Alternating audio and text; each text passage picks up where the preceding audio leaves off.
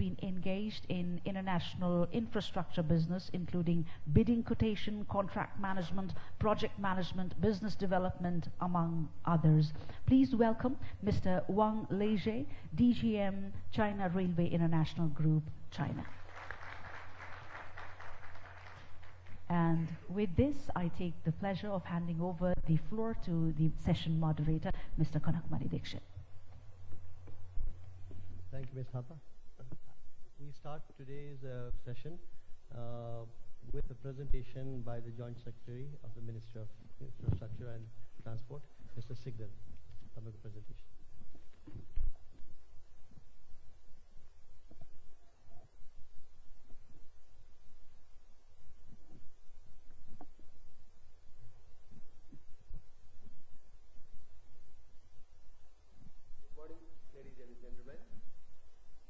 Honorable Minister of Physical Infrastructure and Transport, moderator, panelists, ladies and gentlemen.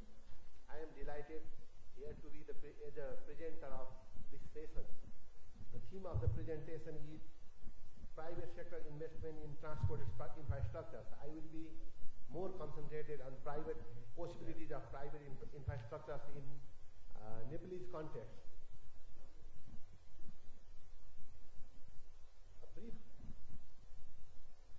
A brief country profile, a land-linked, not a landlocked country, surrounded by two giant economies, India and China.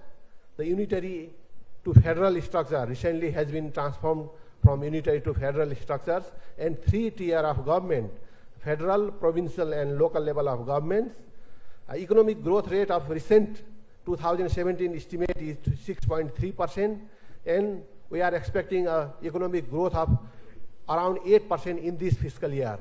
A total budget of around $12 billion US, that is in fiscal year 2018-19, and 35% of this budget will be expended in capital formation. Aims to graduate to a middle income country by 2030 and from least developed country to the developing country by the end of 2022. The current status of transport sector, we have an international airport, a single international airport named Tribhuvan International Airport. Oh, sorry. Oh, yeah. And infrastructure scenario and road safety density of Nepal is around 139 per 1,000 square kilometer, and in South Asia, compared to South Asia, that is around 1,100 kilometer per 1,000 kilometer square. That seems to be very low, and urban population is around 20%, which is a growth rate of 5%, yearly growth rate of 5%, and investment need of $17 billion US per year to meet the target of SDG, Sustainable Development Goals. And major modes of transport sector are road and aviation. Around 90% of the transport mode is based on road transport, and only the 5 to 10% is based on the aviation sector. The developing modes of transports which are feasible in the future are railways and ropeways. The sectoral growth of transport and communication and storage sector is around 5.4%, and contribution to the GDP by this sector is around 8%. An investment plan for the next 5 years in road sector, especially derived by the strategic plan for road development, is around 8.2 billion US, and road network is around 70,000 kilometers. That is a strategic road network and local road network throughout the country. And road connectivity is 76 districts out of 77 districts. The current status of aviation sector is the only Tribhuvan International Airport that is under operation, and we have 3 regional airports under expansion: Nepalganj Airport, Biratnagar Airport, and Dhangadi Airport. 2 new international airports are being constructed and will be operated by the end of 2019 and then 2020 respectively. That are Gautam Buddha International Airport and Pokhara International Airport. And we have 50 airports and 32 of them are under operation. and Lijie International Airport that have the tremendous capacity of having the transformation of Nepal and will be a game changer project in the pipeline, and land acquisition and EIA is complete, and private sector is called for the development and operation of the roads, operation of the airport. Railway plans, we have east-west railway plan and north-south connecting to India and China. And waterways plan, we have 3 major rivers connecting to India, the major river system of India, the Ganges river system. We have possibilities of developing waterways in Kosi, Gandaki and Karnali river, and policies, formulation, laws and institutional arrangements are under procedure in development of waterways. Evolution of policy, when we go through the evolution of policy and legal framework, we have a policy shifting from 1990s. After the restoration of democracy, the Hydropower Development Act was enacted in 1992, and BOT, the first BOT policy in road sector was enacted in 1996. Likewise, hydropower development policy, hydropower policy, public infrastructure and boot policy in 2000, around 2000, and the first act of BOT that was enacted in 2004, and in around 2008 the PPP policy, foreign investment policy, and one window policy was in 2012, and Electricity Regulation Commission Act in 2016, and finally PPP policy and investment, PPP Act and Investment Act is recently enacted in 2019. That is the evolution of policy towards the private investment in transport or related and other infrastructure throughout the country. Throughout the policy, we have policy provision, reforms and incentives. We have provision of viability gap funding in PPP policy and Investment Act also, and concession period is not limited to the 30-year period, because we had 30 years limited concession period in the Act of 2006, and now it is not limited. It depends on the type of projects and can be negotiated with the developer even. And subsidy policy we have determined on case-to-case basis by the government. And unsolicited, we have also possibilities of unsolicited project if it is a large investment project and a single project that is not lucrative, and the developer wants to develop the project, there is possibility of having the unsolicited projects also. And land acquisition facilitated by the government, and risk sharing mode, a provision of risk sharing between the private and public sector. And environment, we have a clear legislation, clear legal provision and environmental standards in environment sectors, and repatriation allowed in FDI projects. We have a very good experience of PPP projects, especially BOT type of projects in hydropower, widely and successfully practiced under BOT project like Bhotekoshi, Khimti, and Arun 3, which is recently being constructed. In ropeways and cable cars, we have a very good experience of private investment like Mankamana cable car, Chandragiri cable car, Kalincho cable car, and we have also tremendous possibilities in ropeways and cable cars also. In road and airport, in planning, we have planning the Lijie International Airport that has tremendous capacity and possibilities in aviation sector. In urban development, we have recently started a solid waste management project in Kathmandu by the private sector. Ready to go projects in transport sector, especially the north-south corridor, the 8 north-south corridors are, the feasibility study of 8 north-south corridors has been completed, and this seems to be feasible to join the 2 vibrant economies, China and India, by these 8 road corridors that is listed here. Mohana, Dhangadi, Ataria, starting from the west side, and the Nepalganj, Hilsa, likewise Bhairava, Korala, Jomsom, Korala, and Birganj, Safrubesi, Birganj, Tatopani, Khasa, Janakpur, Dolakha, and China border, Rani Itari and China border, Kechana, Taplejung, and Tiptala. These are 8 road corridors that will be the game changer projects in the future if realized, that will join the vibrant economies of this region. Likewise, the other road projects, Mid-Hill Highway, Puspalal Highway, and likewise Hulaki Rajmarg Postal Highway, Madan Bhandari, highway, that is 1200 kilometer, and Kathmandu-Tarai Madhesh fast track, that is under construction by the Nepalese army. That will also be feasible for the PPP operation after the completion by the government of Nepal. Likewise, Nagdunga tunnel PPP operation will be feasible for the private sector. Kathmandu-Kulekhani Hetauda tunnel highway will also be feasible for the private sector investment. In aviation sector, we have possibilities of maintenance, repair, and overall MRO in aviation sector. That is a very well and prominent investment sector in aviation sector. Pokhara Regional International Airport, that is under construction, will be feasible for PPP operation. And another one, Gautam Buddha International Airport, that will also be feasible for the PPP operation. Nijgarh International Airport will be PPP construction and operation. Likewise, management and operation of the single international airport, Viratnagar. And there are possibilities of expanding two regional airport to the international airport level, Viratnagar International Airport and Dhangadi International Airport. In waterways, we have possibilities of Kosi, Gandaki and Karnali River. In the lieu of Indian development in water sector, the waterway, inland waterway sector, India has already developing 1400 kilometers of waterway in Ganges.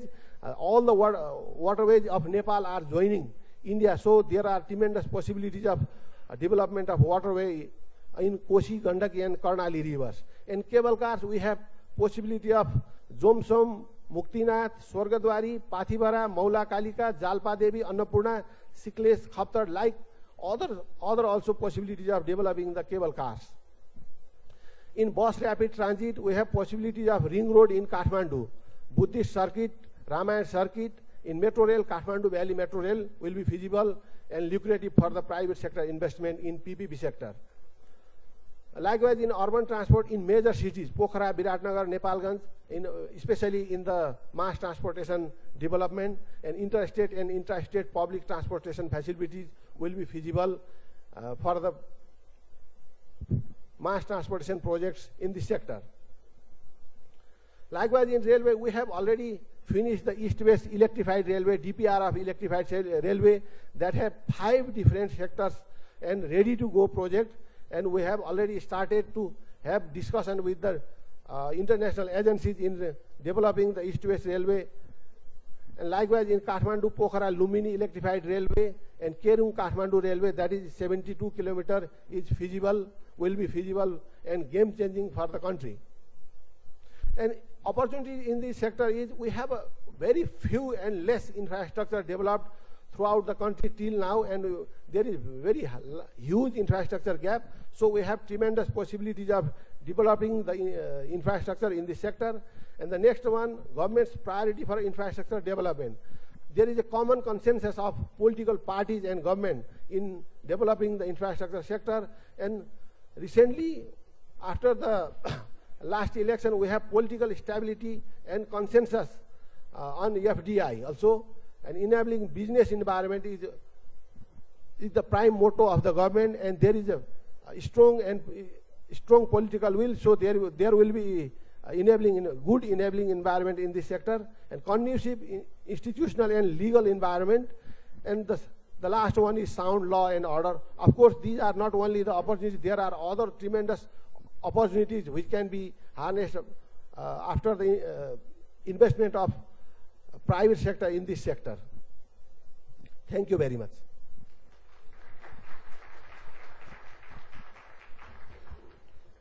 I thank the Joint Secretary, Mr. Sigdel, for a very comprehensive presentation of the upcoming possibilities in road transport infrastructure in Nepal.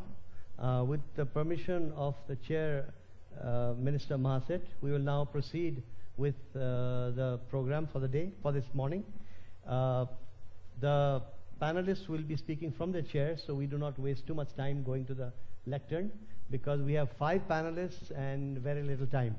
I will just read out the chronology in which I will ask individual panelists to speak for no more than 7 minutes, so that there is some time for question answer or for discussion among the panelists. So firstly, I'll ask Mr. Arnab Bandyopadhyaya then Mr. Wang, Lijie, Mr. Zenwei, Mr. Salah, Sharaf, and then Mr. Andreas, Cremer. We'll go in that chronology, and then thereafter there will be open floor discussion, followed by closing remarks by Minister for Physical Infrastructure and Transportation, Mr. Raghubir Mahaseth. Before I go to Mr. Bandyopadhyaya, let me now, by way of opening remarks, based on the presentation by Joint Secretary Sigdel, make some points. He, from my side as moderator, very briefly, Mr. Sigdel spoke of the incredible opportunities up ahead.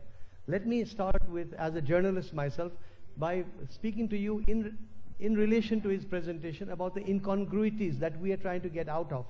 Because in Nepal, today, we are in a transformative moment when it comes to road infrastructure. And this is as a way of getting over the incongruities of the past. Let me share some of those incongruities with you. Kathmandu Valley has been linked to the plains by road since 1956. But for the last 35 years, the bulk of our traffic is from the east. But for the last 35 years, to go east, we first go 100 kilometers west to Narayan Ghat. Then we come 100 kilometers east, or about 78 kilometers east, to point zero, which is where our journey east begins. That is an incongruity. Another incongruity is, if you, especially visitors may want to know that Nepal has the highest concentration of aircraft within a developing country, perhaps in the world. Meaning there are short takeoff and landing airstrips all over, and Nepalis have taken to flying rather than going by road. This is because, A, the lack of road infrastructure, because you do not find the same concentration of flying for such short distances in outlying areas in the rest of the Himalaya, in India, in Himachal Pradesh, in the northeast of India, in Uttarakhand. You do not find it. So this is an incongruity. Why? Because of the issues of road infrastructure.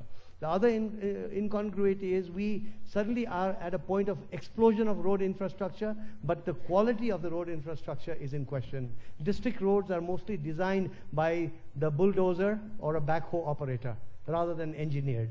But there are some good roads coming up as we speak. So this is the situation we have right now, and I'll end by referring specifically to Kathmandu Valley. Kathmandu Valley is the largest urban concentration in the entire 2,500 kilometers of the Himalaya. The population now is 4 million, and before we know it, it could be 6 million. The scale of human distress in terms of public transport is extremely high. So there is clearly a need, as I see it, for investment everywhere, for easing the pain of the public, number one, for improving the economy, improving its efficiencies, and the last point about the transformative moment we are in, the links to the north, which are now being added to the links to the south, and everything is being given more girth. How to do it in a way that the economy prospers, the environment is protected, as well as the fact that heritage, because Nepal is a country of heritage, how do you protect all while moving ahead with road infrastructure? This is what we will be discussing, I hope, in context of presentations being made. Now, without further ado, may I ask Mr. Bandyopadhyaya to make his presentation.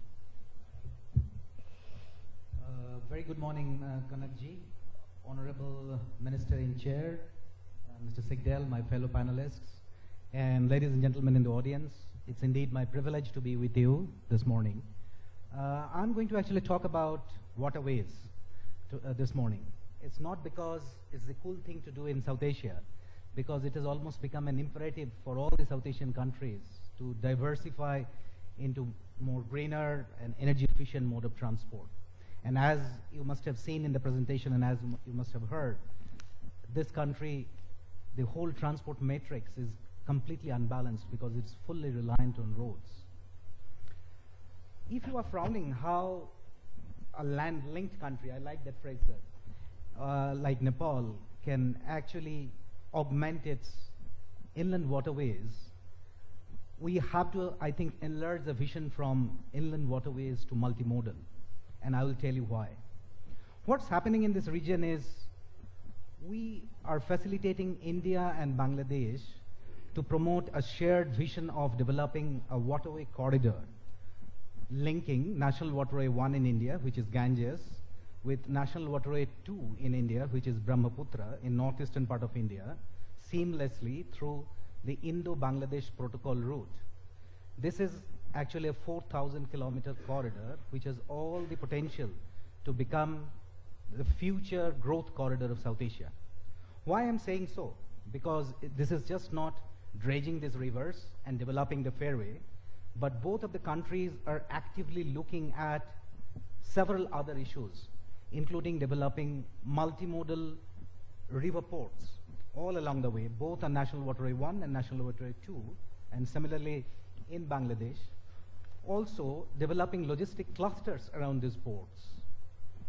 And what has happened, we have many of you from China, what have happened in Yangtze and its tributaries? This system has exactly the same potential. Now, how Nepal could benefit out of it? And it's great that Nepal has already realized that it can actually benefit out of this initiative. And a high-level task force has already been constituted in the government, which is actively dialoguing with India and I believe lately with Bangladesh also.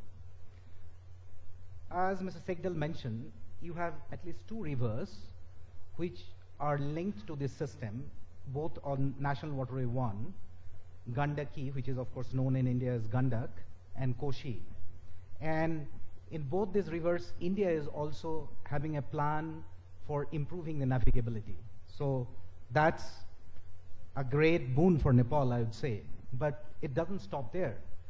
There are many other opportunities for now Nepal to link to the regional and global supply chain through this river to India and Bangladesh, but also to the ports. Ports of Kolkata, which this river system connects, Chittagong, in Bangladesh also this river system actually connects, and then through coastal shipping to other ports. As you know, coastal shipping also is the new thing which is getting a lot of boost between India and Bangladesh. We, along with IFC, has actually worked on developing a new supply chain which will be afoot by 2021. This is to help Nepal import all its containers from Kolkata port through a multimodal journey, starting from Kolkata, precisely the Gardenry Jetty in Kolkata, to a new river port which is being constructed opposite Patna on National Waterway 1, and from there transferring to a truck to come to Birganj. Similarly, there are 2 other projects which are being discussed actively with Nepal for the benefit of this audience, as 2 new river port terminals are coming up on National Waterway 1, which are close to the Nepalese border. One is Sahibganj multimodal terminal, which will be completed in May, will have the capacity to handle both bulk and containers, and will be within 120 kilometers from actually Biratnagar ICD. And similarly, there is a 3rd terminal, Ghazipur, which is between Varanasi and Sahibganj, which will be also developed in a couple of years, which is close to Nepalese border. Let me also talk a little bit, because this is a summit on investment summit. So what are the opportunities for private sector participation or maximizing finance for development? If you look narrowly again into the waterway sector, there has not been many private sector development for waterway as such development, fairway development or dredging, except a few in Latin America and recently in Ukraine. There has been some experiments in Europe in 1800s. But the private sector opportunity lies actually in ancillary facilities, in those terminal development, in developing those logistic clusters.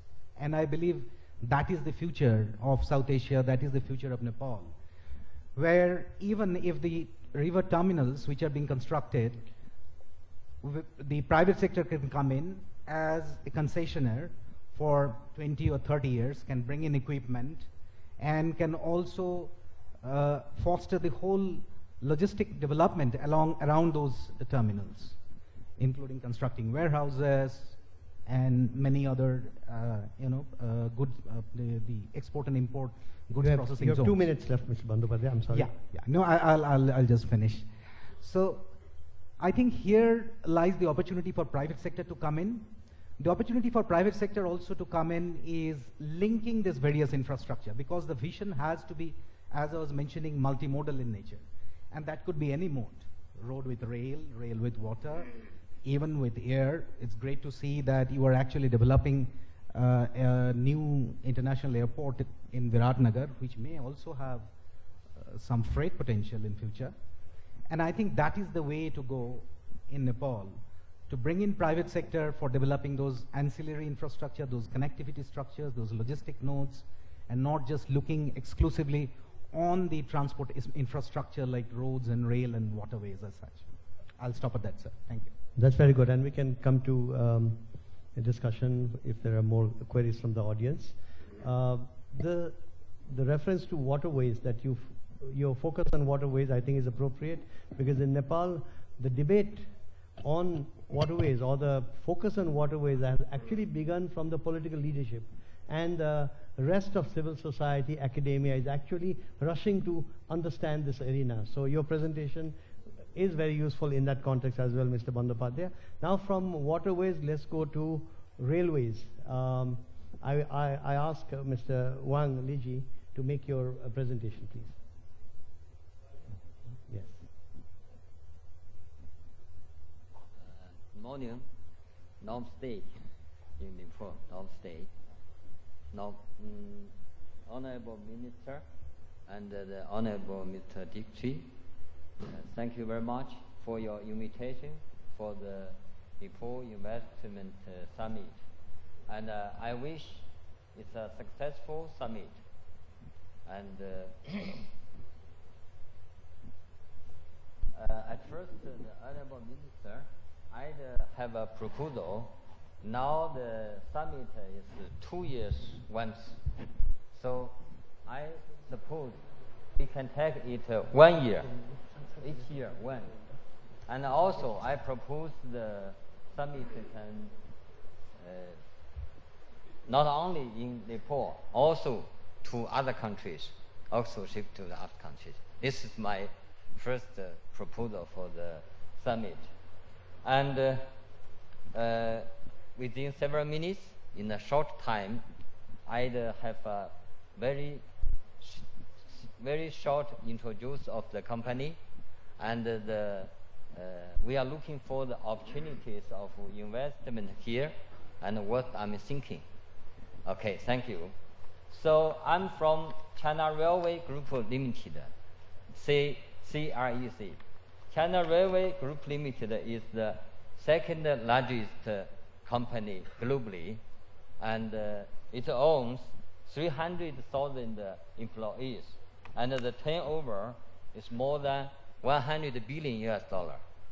And in China, 70% of the railways built by our company, and also 60% of the metro lines, the urban metro lines built by our company. In the past years, already we completed totally the bridges 19,000 kilometers, and the tunnels 17,000 kilometers, and highways 16,000 kilometers.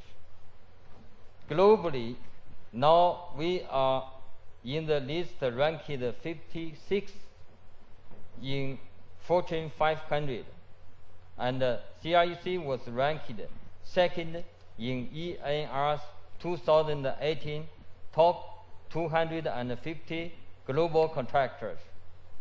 And for the famous railway construction like Sino-Laos from China to Laos to Asia, and also another line is in Indonesia, the Jakarta to Bandung project, and both of these two projects are funded by our company and constructed as the leader contractor of our company.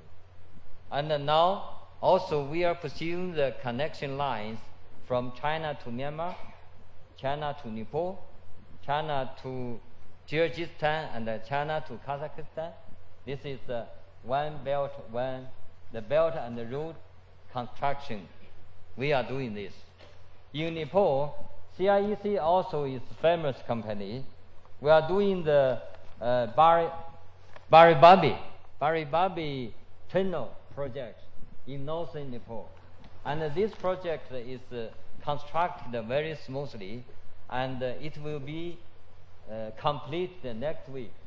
That project is before the progress, 8 months before the progress, and with high quality. Now we are pursuing several opportunities for the investment in Nepal. For example, we have the capability of the railway construction, including the railway design and the railway design of construction and operation, and also the metro and the light railway and the BRT also. Now we are studying the opportunities. And also we have the capabilities for the tunnel construction. We will do more hydro power, hydro stations also. And also we have the capabilities for the PPP road, the toll road. And now we are talking with the government departments. So hope Nepal will be, in the very short future, will be more progress, and hope more companies come to Nepal to do the investment here. So I agreed with the name is Prosperous Nepal, Happy Nepali. And also in China we have a proverb: if you want to be rich, first you should build the road. It's I hope successful Nepal. Thank you very much. Thank you, Mr. Wang, for also remaining within time. I will throw out a question for the discussion period. If anybody would like to take this up. You see, Nepal now is also opened up to the north. The infrastructure is still being built, but in relation to railways, Mr. Wang, the China, the Qinghai Railway, Qinghai Tibet Railway arrived in Lhasa in 2002 and in Shigatse in 2006. Firstly, let me mention to you that Shigatse as a name is a Nepali name from the Newari language, which means 10 houses. So Shigatse, Nepal also has close affiliation to Shigatse for the very name, because of the Nepali traders that used to set up shop in Shigatse. Yeah. But the question I have is, how much advantage will Nepal have for the carriage of rail goods by rail, up to the border point, even if we don't speak about railway into Nepal, but even to the border point? How much advantage will that be vis-a-vis bringing goods by the ocean to Calcutta or Visakhapatnam or Mongla or Chittagong? This is a question that I won't ask you to answer right now, but we could discuss this, because so much of Nepal's economy in the future depends on the viability of rail transport through Tibet. Is it viable, or it is mainly a strategic railroad? This is the question. Would you like to answer this now, or shall we pick it up later? Okay, thank you. Later. Thank you. Later then. About the railway links between China and Nepal, this is a good dream. Good dream for Nepal, also good dream for Chinese.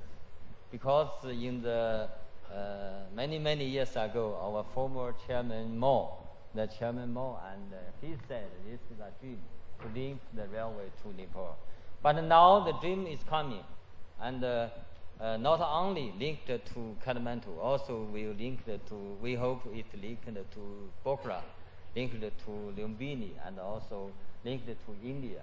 Because the belt and the road and belt and the road proposal is openly to all the organizations, or openly to all the countries, not only China and Nepal, also India, also the World Bank, also ADB, like this. And for this railway from, Mr. Dixit said already the railway already connected to Lhasa and Rikaze. But from Rikaze to Kathmandu, now we are doing the feasibility study. Okay. So we hope it can be done by both the Nepal government and the Chinese government. With their help, the work can be done very soon. Thank you. Thank you very much. I was also trying to use up your 7 minutes. Thank you very much for this very important contribution. I guess my question also has to do with the per tonnage transportation costs of goods vis-a-vis by ocean and then overland to Kathmandu from the south, vis-a-vis from the Chinese mainland to the Nepali port of call on the northern side of our border. We'll come to that later if anybody is interested on this subject. May I now go to Mr. Zenwei, Secretary General of the China Overseas Development Association, CODA. Sir. 尊敬的尼泊尔基础设施和交通部的部长阁下，尊敬的主持人，各位来宾，女士们、先生们，大家上午好。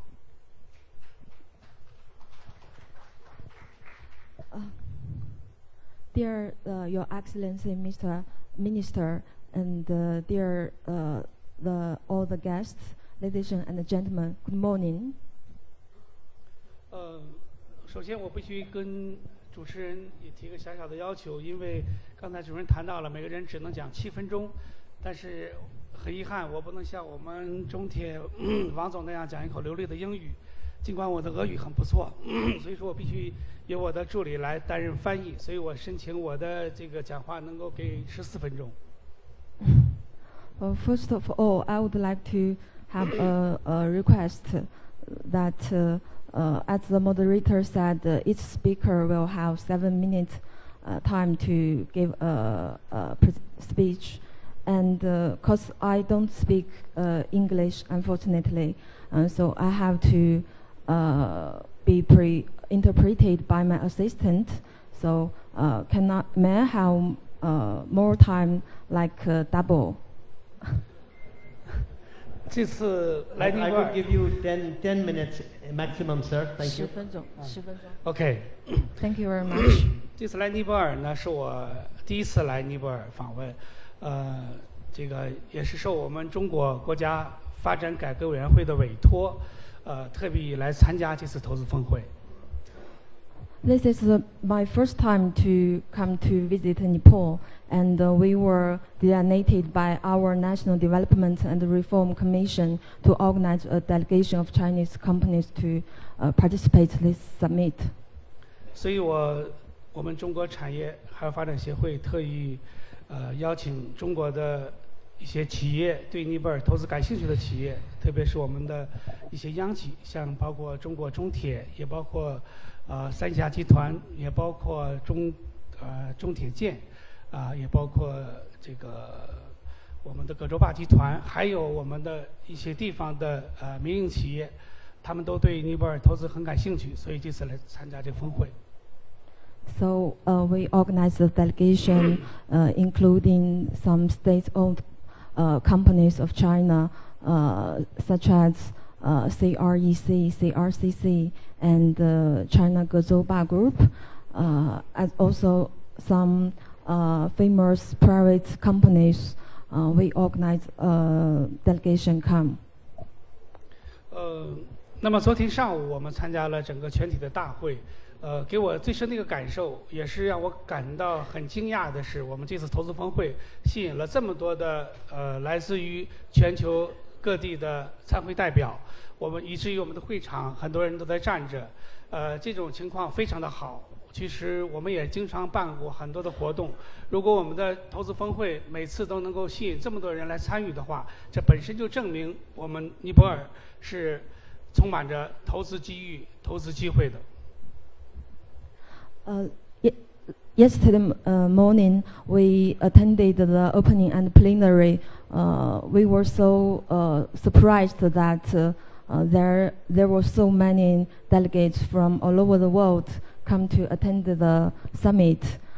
So we can see that there's a lot of investment opportunities and potentials for those investors.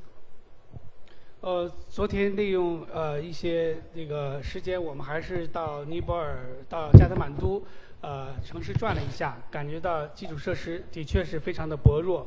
但是从另一方面来说的话，基础设施薄弱，证明它的投资的机会也是蛮大的。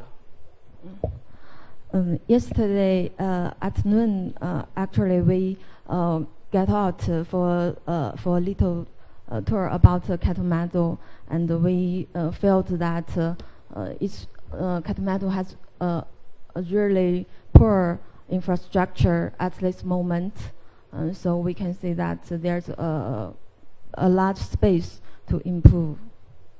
那么在中国，大家知道，我们习近平主席提出来"一带一路"的倡议，现在已经是第6年头了。那么在"一带一路"的倡议里边，其中有我们提出来5通，这里边包括政策的沟通，也包括基础设施的联通，还有包括我们的货币的融通，也包括我们金融的融通，还有货币的贸易的畅通，还有民心的沟通。在这里面，其实基础设施的这个联通是非常重要的。I think everybody knows that in China we have the Belt and Road Initiative, and our President Mr. Xi proposed that including 5 aspects of that are the communication and the connectivity of policy and policy, infrastructure, finance, people, and trade. 那么大家知道中国改革开放40年，去年是40年。那么在中国，其实我们今天来看到中国的高速公路四通八达，但是我们知道在40年前，中国面临的情况和尼泊尔今天没有什么太大的区别。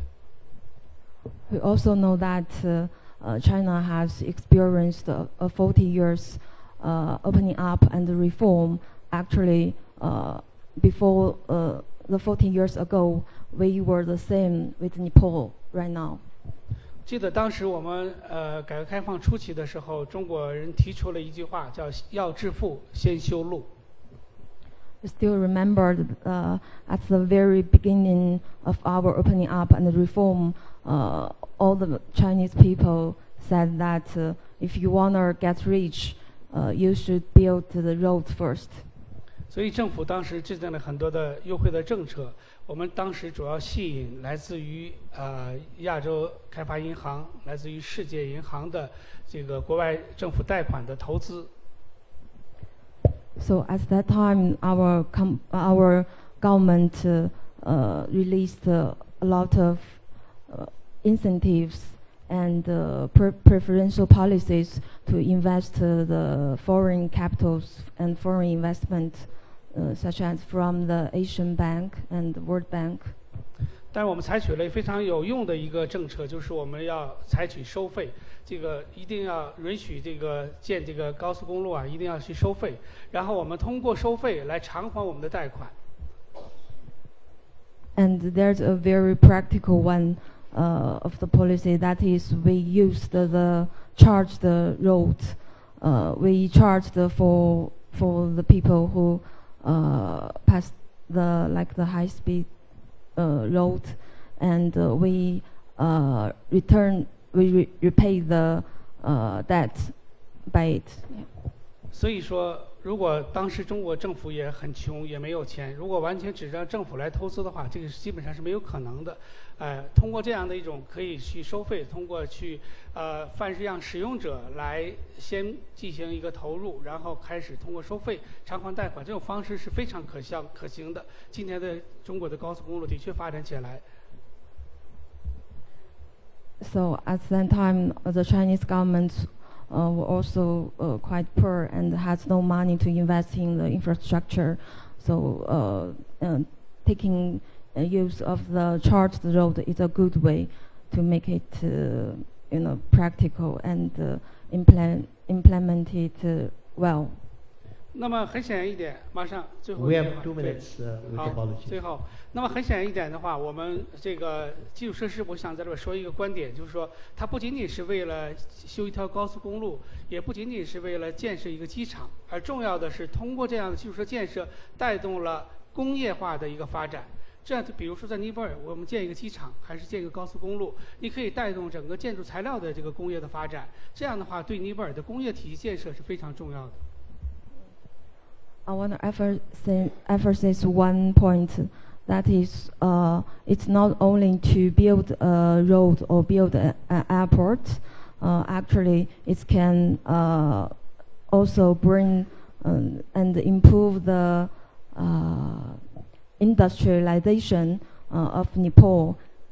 For example, it can also give good opportunities for the construction materials sector. 所以最后我就想说一句话，我们要充满信心。只要我们政府制定非常良好的政策，只要我们得到我们整个中国这个外国投资者的一个支持的话，我们尼泊尔的这个基础设施建设的话，应该是大有希望的。So, 谢谢。at last, I want to say that we must confident with our infrastructure as long as the government could release some good incentives and policies, and we can attract investors and foreign investors, we will improve our infrastructure. Thank you. Thank you, Mr. He.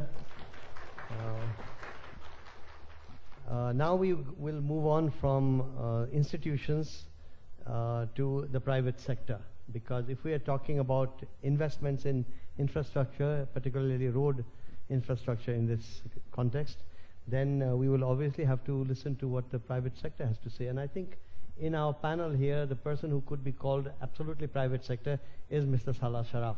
So may I give you the mic, sir?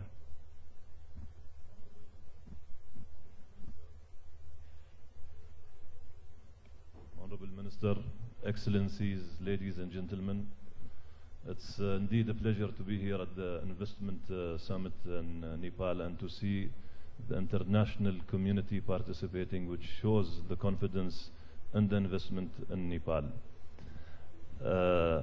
I'm going to go into the basics of logistics, as a lot of people might not understand what is logistics and what is the infrastructure. So I'm not going to talk about advanced logistics, but it's going to be simple and easy. So I need to grab the attention of the people, and this is short time of period to understand what actually logistics is and what can be achieved. So everyone knows the phrase, time is money. And in logistics, this is the most important two words, time and money. Because if we look at the logistics, the efficiencies are always done in the time. That's the first point. And the second efficiency is done in the money. So since, if we go back to the beginning of the civilization, when human civilization started, you know, if everyone can close his eyes for a moment and imagine there is 2 points, point A and point B, in a straight line, and between these points are the movement, whether it's humans, whether it's cargo, whether it's passengers, it goes straight, smooth, simple, and easy. So hundreds of years ago, trade was moving easy between city pairs, between countries, and then later on in the new era which we are in today, the movement has been faster, but the regulations have been bigger between the cities or between the countries. So the dots have become circles and the line has become shorter. So we have achieved the movement by shortening the time, but when we come to the cities, this is where we face these challenges today. Let me also say that the infrastructure, as we have heard also earlier today, the infrastructure is the main pillar and the backbone for any economy. If there is no infrastructure, whether it is air infrastructure, whether it is sea infrastructure, whether it is road infrastructure, whether it is rail infrastructure, if infrastructure does not exist, economies will not exist. Then we have the rules and the regulations. Let me state the rules and the regulations. I come from Dubai, and the Prime Minister, His Highness Sheikh Mohammed bin Rashid, recently he mentioned his 10 commandments of governance. I'm just going to mention 2 of these commandments. And this is, I quote, his first commandment, which says, the purpose of government is to serve the people. And the purpose of a government job is to serve the community. And the purpose of laws and regulations is to serve the humans. And his last commandment, or last point, the 10th point, he says, we are lucky because we work in governments. And our job is the best thing in life.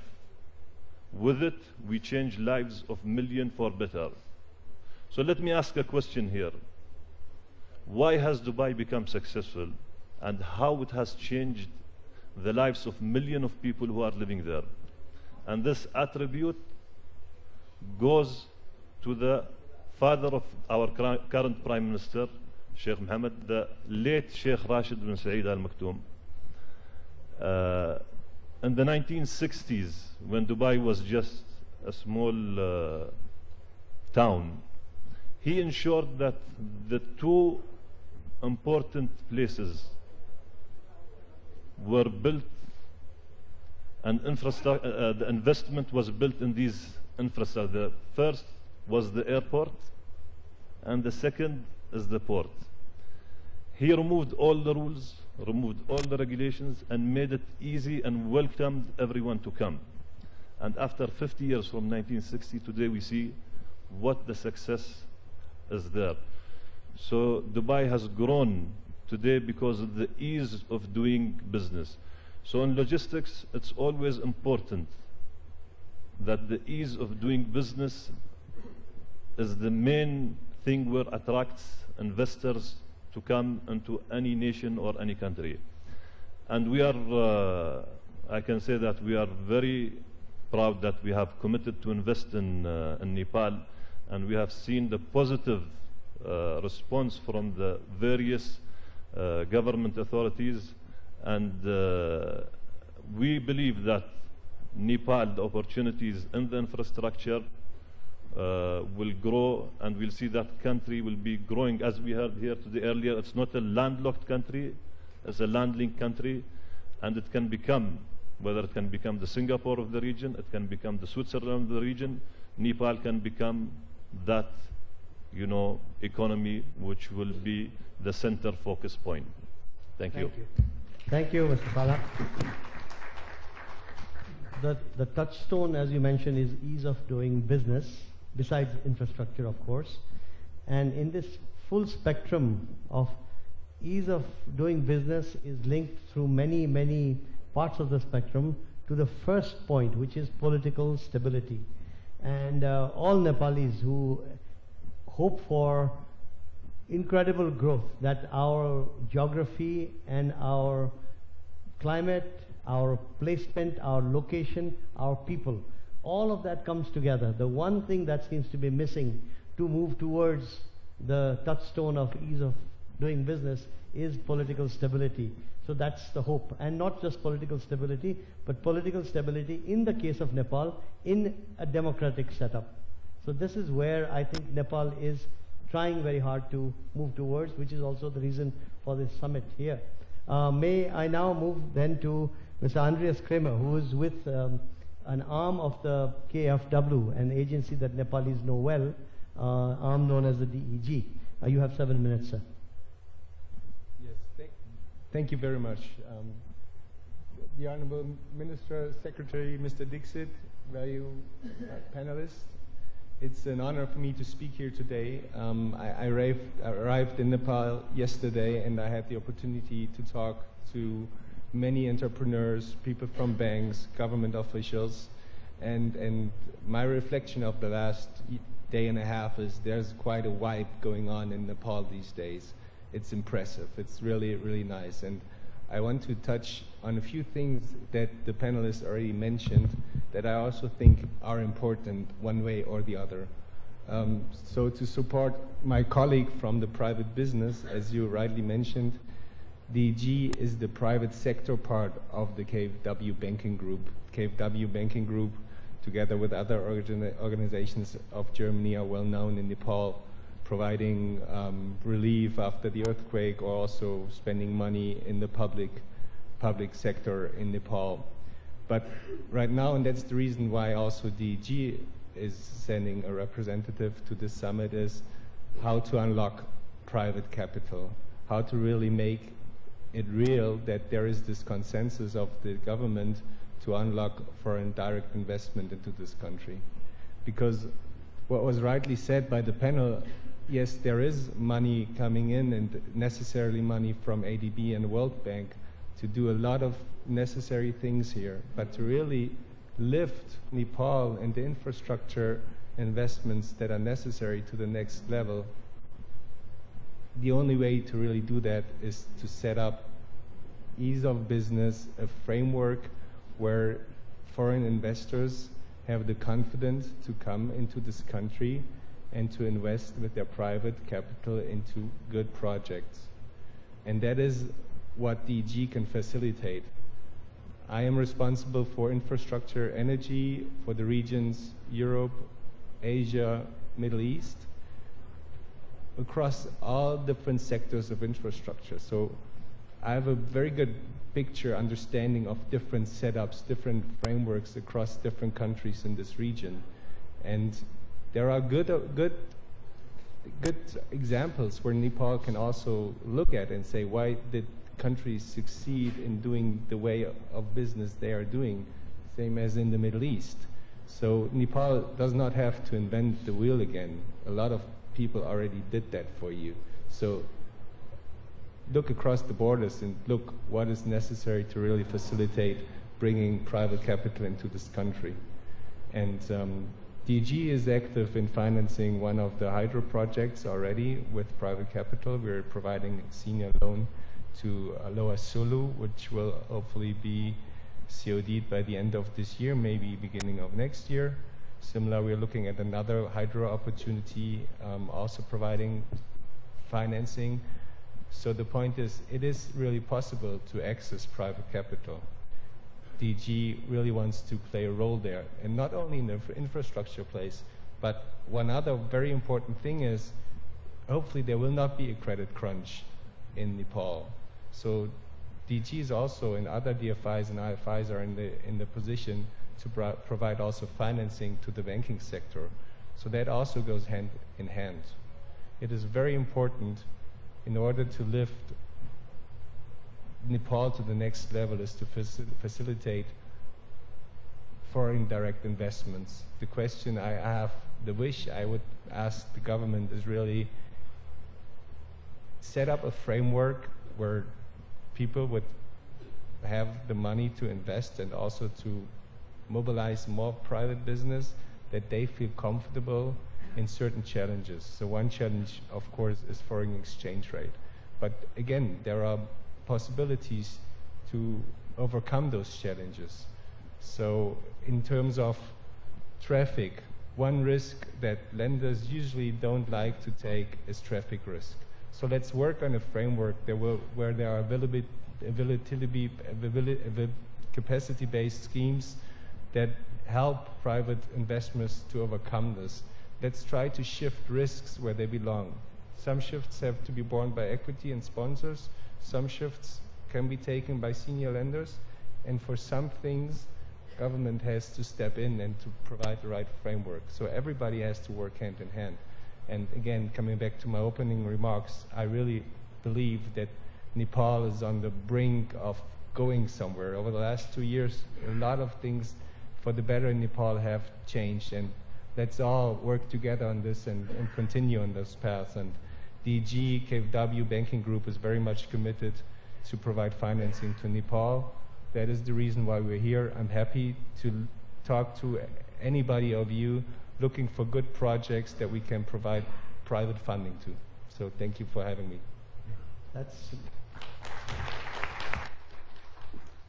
is music to the ears indeed. And I do hope that people take up this offer, not only from Mr. Cremer, but others in this panel, to discuss investment opportunities in infrastructure, which is, of course, the primary requirement, but beyond that, ease of doing business, political stability, all come into play. Before I open the floor, let me bring before you one term that has not been used that much in this summit thus far. It's the term remittance. Nepal, for now, is in my view, as a journalist, a remittance economy. We would like to convert into essentially a economy that actually raises employment levels to such a degree that we do not need Nepalis to go by the millions to Malaysia, to India, to the Gulf, to send back money to keep our economy afloat. This is the, if I might use the term, the embarrassment and the shame of Nepal, that we have a country with such possibilities, but we have not been able to organize our society enough so that something that has been a historic fact, that Nepalis leave their hills and plains, their homesteads, to go work elsewhere, and the economic pain and the cultural pain and the personal cost of that is something that we also need to keep in mind when we think of investment. That what do we do? Investment, economic growth, equity, leading towards the fact that Nepalis don't have to leave their home and hearth when the country itself is so full of potential, which is essentially then is the topic of our summit yesterday and today. We have about 10 minutes, unfortunately. Might I suggest that till now we've talked about the possibilities. There are enough individuals in the audience who could tell us about the challenges in converting those possibilities into reality. So I'll ask if there are any questions or comments, very, very brief because time is short, but to focus on this aspect, the challenges of converting the possibility of investment into reality in this country known as Nepal. Floor is open. Yes, over in the front. Mike, sir. Please introduce yourself, sir. I'm Devesh Kumar. I'm representing a company in Myanmar as Chief Operating Officer. My question to the panel is that what is the limit of equity participation in various sectors? In Nepal? Yes. I think and one more question, that what is the ease of entry and exit? Ease of entry and exit. I think that would be best addressed to the gentleman from Nepal. Gopal, Sigdel jile response garna milcha ki yo kura? Because the other panelists are elsewhere. The question was, what is the equity kati halna milne namilne? Ek, arko chahi ni ease of taking out profits. Am I right?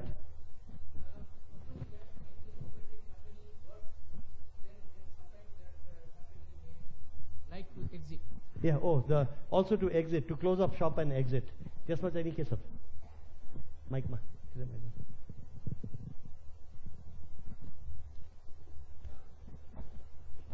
Thanks very much. Actually, the equity proportion is up to 30%. 30% in infrastructure sector, and repatriation is up to 100%. Up to 100% was in foreign direct investment, which I have already expressed in my presentation also as well. And about not just repatriating profits, but if you want to shut down your operation and leave, what are the complications in this country?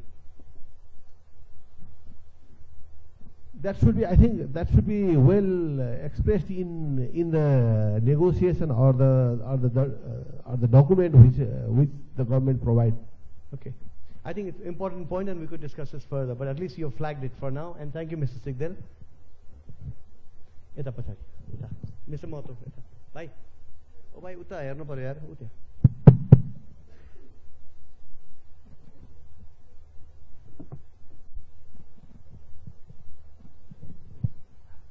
I think that in Nepal, we have 100% equity. Please introduce yourself. My name is Upendra Mahato. I am one of the investors also in Nepal. In Nepal, except telecommunication, there is up to 80% equity. In other infrastructures, 100% equity is allowed, and the repatriation is no problem, either dividend or selling of the assets and equity. What about the exit, sir? No problem. No problem. Okay. 100%. Thank you for coming into the conversation. Any other questions, sir? Especially, okay, in the back over there.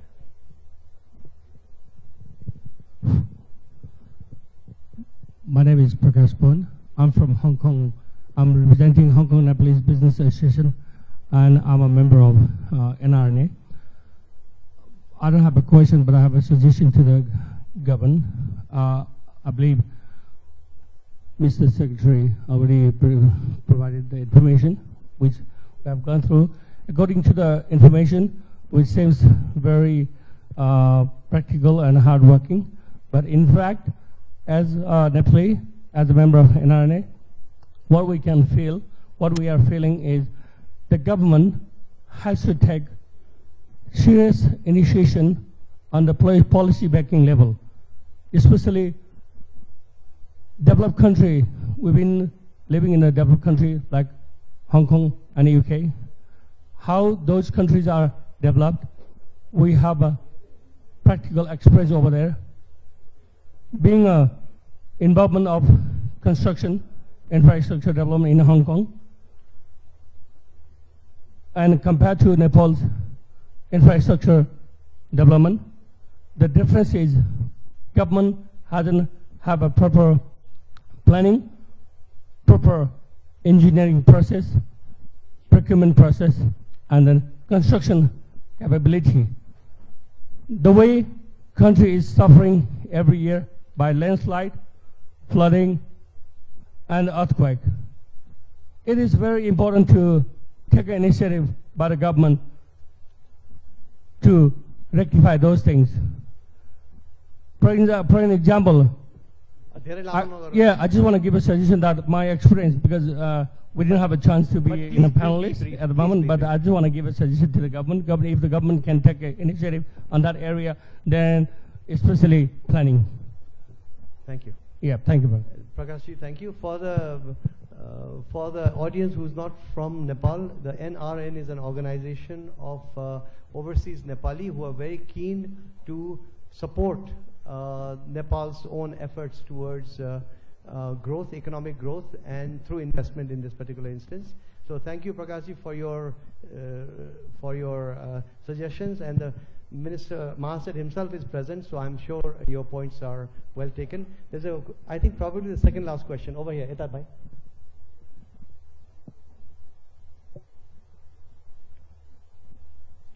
Second row, third row. Good morning, everybody. I'm Lal Kesi, student of infrastructure sector. My few suggestion is, since we have so many participants, experts, and contractors, developers, builders coming from different countries in Nepal, the best would have been, for example, in case of railway, we have a DPR done from east to west, and those documents would have been marketed well before the summit, so that our investor, prospective parties could have gone through it and could have signed the MOU. Hopefully, at least not 1,300 kilometers, but would have been part of it, section of it. That's the first. Second, since we are talking about PPP, BOT, and north-south corridors of roads, which can be considered as a transit corridor for China to India via Nepal, and those projects also would have been prepared beforehand, so that the discussions could be much more fruitful and result-oriented. Third one, and lastly, like we have fast track Kathmandu to Nizhgard, linking for international airport, that road is under construction, and that would have been much more better if it would have been done under PPM or PPP model. So anyway, the road has been under construction. How it is going to be utilized in the context of Nepal, and also part of our modern infrastructures to uplift the economy, is still grey. So I suggest government to look through how it is going to be utilized, whether it's a toll road or whether it is just a free service road, or how it is going to be utilized, and what is the impact for development of Nepal in that corridor. For that matter, setting up industries or race recreation or whatever is there. So I suggest that it should have been much more fruitful if the homework would have been done much earlier and the information would have been disseminated. Thank you. Thank you. Very important point made by you, Mr. Casey. Utta pachadi log the mic. Utta pachadi, and that's the last question, right at the back. Mr. Casey, the point you made, I think, is also a well-put criticism of our effort to go through the motions of an investment summit, but it is also important to have everything ready and proper. I think that is a criticism that a suggestion that the Investment Board of Nepal will doubtless take from you. Thank you. Last question, please. Yes, I am Komalnath Atre from Nepal Electricity Authority. My question regarding about the electric railway connectivity from Tibet to Kathmandu. Because I am a project manager for the high voltage transmission line from Nepal Electricity side. Because I have seen the estimates I am surprised because I have done the transmission line estimate from my project, but I have seen the feasibility study of this railway connectivity, which is Kerunga and Kathmandu, that is Kathmandu connectivity. Does Nepali engineers also involved in the costing? Because its cost is very high, and how the BRI cost to Nepal will import such high cost? Because in my feasibility study, I have discussed with Chinese part, with State Grid about the cross-border transmission line. It is not so high, but your costing is very, very high. It is a project cost or feasibility cost. I am surprising. I am asking to Chinese person and the Nepali person who is involved in this project. The costing is given where? Where is the costing? Which cost comes in for the feasibility cost and total project cost? But how Nepal government will, it will be profitable and it will thinks this cost comes in the scenario. Because this cost shows is a feasibility cost which proposed 2 weeks ago, like a project cost, no? And therefore, I am saying that how this cost is materialized, and it is only done by the Chinese person, or somehow Nepali engineers also involved in the costing portion. Okay, anybody in the panel that would like to take this up? Because I am at a loss as to exactly whose responsibility it is to make the response. Mr. Wang? I think it's a specific point about the high project costs. Mantriji ne isko bare mein ke tha sir? Bataunu milcha? The Minister, Honorable Minister.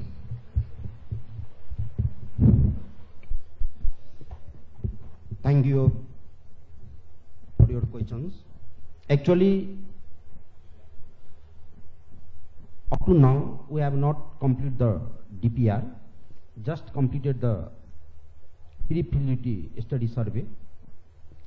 So, we hope the tentative cost of Kathmandu-Kerung railway is near about 3 crore, 300 billion, more than 3 billion, not 3 billion. Yeah, near about $3 billion US. Tentative cost up to now. So within the 6 months, we are going to do the DPR. In this coming in first week of April, maybe we are going to discuss about the DPR modality. Up to now, we are not complete the DPR, so we can't say about the actual construction cost. Thank you.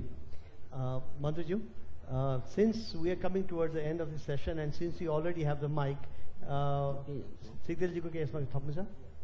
हजुर? छैन है? So I would just make a couple of remarks. I wish there were more time because there is such an important panel before us, and we have barely scratched the surface of this important topic. So I would suggest that rather than go back to the हजुर मैले यो railway को बारेमा पनि अलिकति भन्दिउँ कि उहाँहरुलाई जुन ठीक छ DPR को बारेमा त्यसपछि चाहिँ नि क्लोजिङ रिमार्क्स त्यसपछि क्लोजिङ रिमार्क्स मैले चाहिँ अहिले नै गर्नुहुन्छ And regarding the east west external gauge railways, we have already completed the DPR. The total length of the east west railway is near about 1100 kilometers in standard gauge, and we are already complete the pre-feasibility study survey of Kathmandu-Kerung railways connectivity and Kathmandu-Birganj, I mean Roxol, and within the year, not within the 6 months, within the year, we hope we will complete both DPR, Kathmandu-Kerung and Kathmandu-Roxol. And we are already going to start the pre-feasibility survey from Kathmandu to Pokhara and Mungling to Lumbini. Thank you. Thank you, Minister. I was about to say that there are so many topics and questions that are in my mind as well that I would love to ask the gentlemen. Unfortunately, it's only a panel of gentlemen, but that will hopefully change in the years ahead. One question, for example, is about the gauge. The standard gauge being used south of the border and the gauge being used north of the border, which apparently is the one that is used most around the world. Are these issues taken into account? Is there enough public discourse and debate in Nepal on issues that are very important for our long-term future? I think what this discussion has just done is got us started as a catalyst to move ahead with further discussion, including questions such as put by Mr. Atre or Mr. Casey here. I think the topic was so vast that it was not possible to be like on a round table to discuss every topic in depth, but as I said, this is it's an opening, and you could also catch the individual panelists out at the coffee session.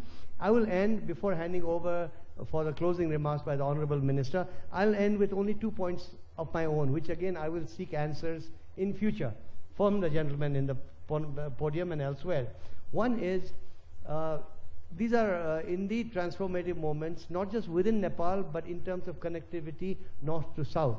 The arrival of the railway, the Xinjiang-Tibet, the Qinghai-Tibet railway, could be a game changer, but we don't know yet. We know that the train has arrived in Shigatse, that it might come north of the border. What is the cost of carriage of goods, as I mentioned earlier, and how will that make a difference for Nepal's import vis-a-vis north from the ocean and from the north inland railways, not inland waterways in this sense. To me, this is the crux of the matter that should be discussed in Nepal. Number two, is Nepal being focused by the Chinese railway system, Mr. Wang, mainly for access to the Indian market? Nepal is a relatively small market. Nepal is also a relatively narrow country. The maximum width is 100 miles. Other places it's 70 to 80 miles. So, is Nepal going to be merely a way station for the economic interaction between the great global powers, in which case will Nepal only stay to collect the user fee, the transit fees? Is that what Nepal wants? Other kinds of questions. And finally, because I myself represent a public transport company called Saja Yatayat, might I put a question to the, not to be answered right now, but to the development banks represented in the panel? What does it take for development agencies to focus on immediate human distress? Kathmandu Valley today, every day, every morning, every afternoon, as you will see on the streets, there are millions of riders of buses, tempos, three-wheelers, micros, and where is the planning, where is the focus, where is the sensitivity in a way that will bring investment, if at all possible, in public transport, so that the public in the end benefits, because the whole idea of investment is ultimately upliftment of the public as a whole. These are questions that I will leave you with. May I now ask the Honorable Minister for his closing remarks, and I would hope that you would give the closing remarks from the lectern, please.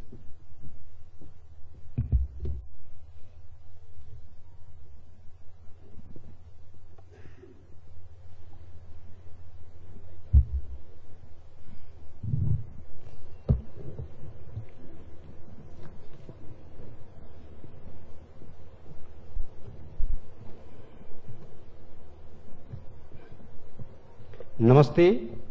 And very good morning, respected moderator Mr. Dixit, Speaker Mr. Gopal Sigdel, Joint Secretary of Physical Infrastructure and Transport Ministry, all the panelists, all the participants, excellencies, media friends, and ladies and gentlemen. I sincerely appreciate the view expressed by all the panelists in this session. The political transition in the Nepal has already been managed. The main priority of the government is now prosperity and development. We are committed to graduate Nepal in the state developing country and in the state of middle income country by 2030. Transport is the prerequisite of the development of the all other sector and considered as the infrastructure of the infrastructure. So we are accordingly high priority and seeking for a great departure to the development of transport infrastructure. Roads, highway, railways, metro, monorail, and sky rail, waterways, and air transport in the country, as well as to the development and develop the good connectivity with the neighboring country, as like India and China. Nepal is focusing on the development of the modern road transportations with the expressways and tunnel roads. In Nepal, we are preferring the tunnel roads. We are looking for modern technology in the transportation infrastructure development. Therefore, we welcome to the support of development partner as well as private investment to introduce to a state-of-the-art technology in the transport sector. Railway development within the country as well as connectivity to the China and India is another key priority of the government. We would like to grow manually and mutually along with our neighbors for infrastructure development.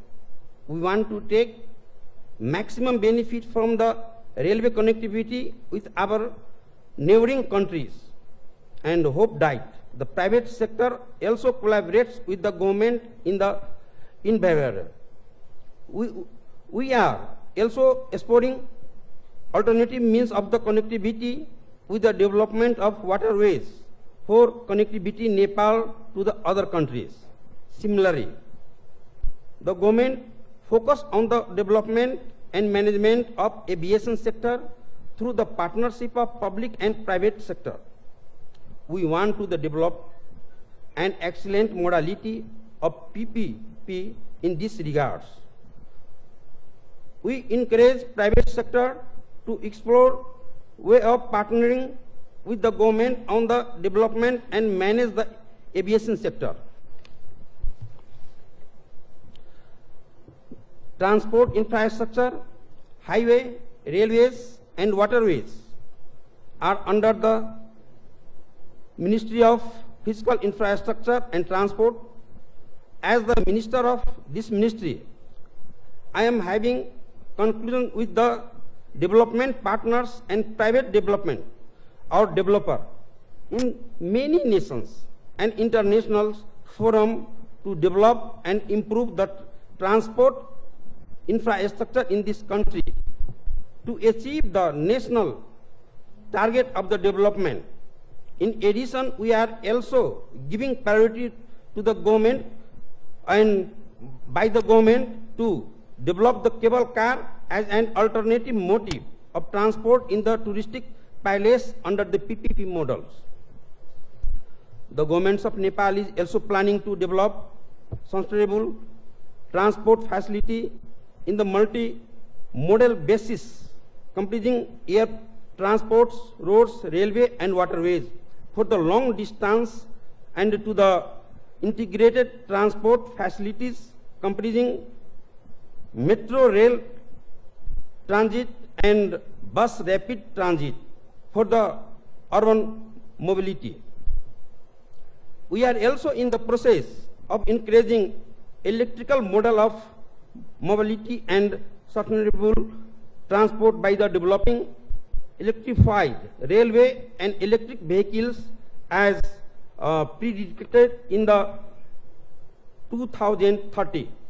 In this regard, we are looking for an alternative financing mechanism beside the traditional public investment and public funding. We promote private investment in the development and the operation of roads and railways. I would like to welcome you to utilize this opportunity in Nepal because we are open the door for investment. Just I heard about a few minutes previous regarding the utilities, regarding the equity. Dr. Upendra Mahato already explained these things, but it is right because in only telecom sector, the equity, the ratio of equity is 80-20, 84 foreign investors, or I mean investors, and 24 local partners. And except this telecom sector, there are in any industrial roads, etc., the 100% equity. I would like to assure that the government is committed to creating more conducive atmosphere by improving the policy and law of the growth of infrastructure development in Nepal. We are introducing new policy to attract foreign direct investment in the Nepal in the form of public-private partnership, I mean PPP. I believe that all the discussion including this session were extremely valuable for the government.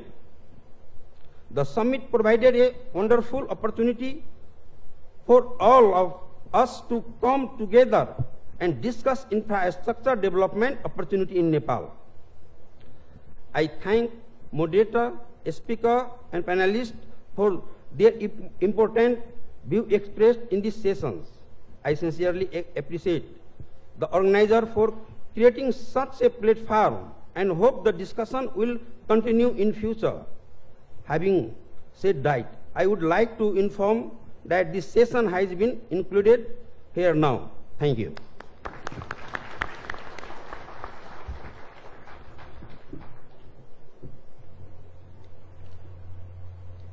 With the permission of the moderator, I head towards the final moments of this panel, ladies and gentlemen, and as the respected moderator just put it very right, that it's such a vast topic, industry, transport infrastructure.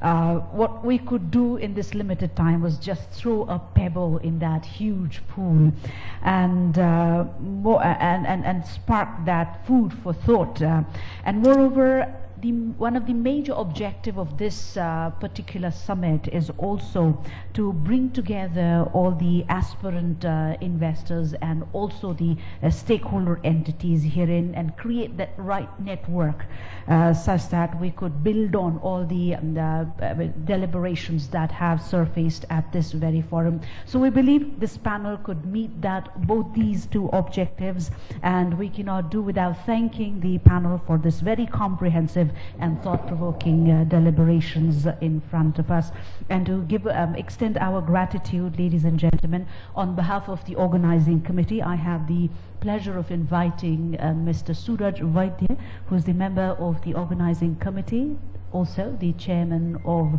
VOIF, a former FNCCI president, and also he's headed the Sarak Chamber of Commerce earlier. If I may have you on stage, sir, as we do the honors.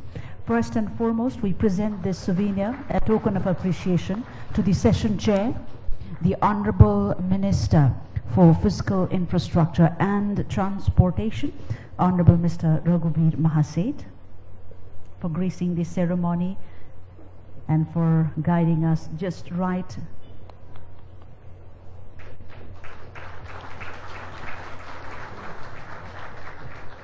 To the session moderator, Mr. Kanak Dixit, Chairman, Salah Yatayat Public Transport Company. Thank you, sir. Thank you indeed.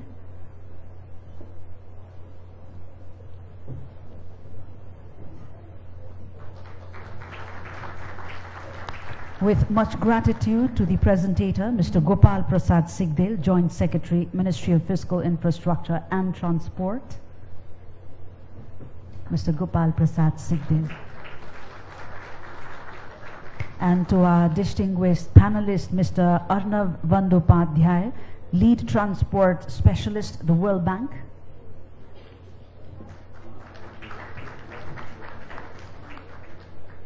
Mr. Wang Lijie, DGM, China Railway International Group.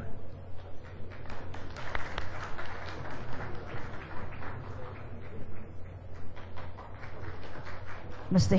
Zenwei, Secretary General, China Overseas Development Association, CODA.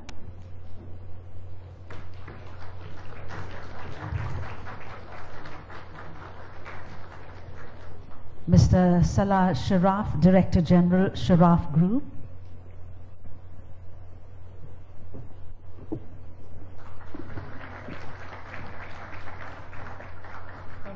And finally, Mr. Andreas Cremer, Director, Energy Infrastructure, DEG.